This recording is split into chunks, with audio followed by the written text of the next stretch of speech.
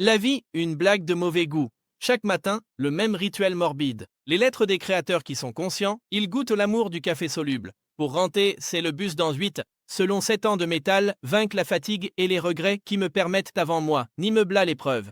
Oui, l'ascenseur, toujours en panne.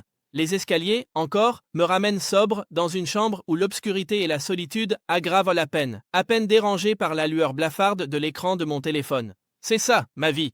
Une boucle sans fin, une punition sans crime. Ce soir-là, pourtant, la boucle est brisée.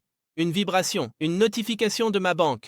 J'ai failli l'ignorer, encore une alerte de découvert. Mes jeux se sont possédés sous. Virement reçu, 27 millions d'euros. Les chiffres dansent sur l'écran, irréels, obscènes. 27 millions. J'ai cligné des yeux. Encore et encore. Ce n'était pas un rêve, c'était un bug, une erreur cosmique qui venait de percuter ma misérable existence. Les jours suivants, je suis devenu un fantôme. J'ai marché dans les rues les plus chères, un étranger dans un monde de luxe qui m'était désormais accessible. Devant les vitrines scintillantes, je n'y voyais que mon propre reflet, celui d'un imposteur. Le temps semblait s'étirer, chaque seconde pesant une tonne. Dans une instant de toilette, le silence des convives, le cliquetis des couverts. Tout me paraissait surréalisant, factice. J'étais là, mais mon esprit était ailleurs. Suspendu à ce chiffre grave. Ce n'était pas de la joie, c'était une angoisse glaciale, un vertige permanent. Cet argent n'avait pas d'odeur, mais il avait un poids. La vérité est tombée comme un coup de massue. Une recherche, quelques clics.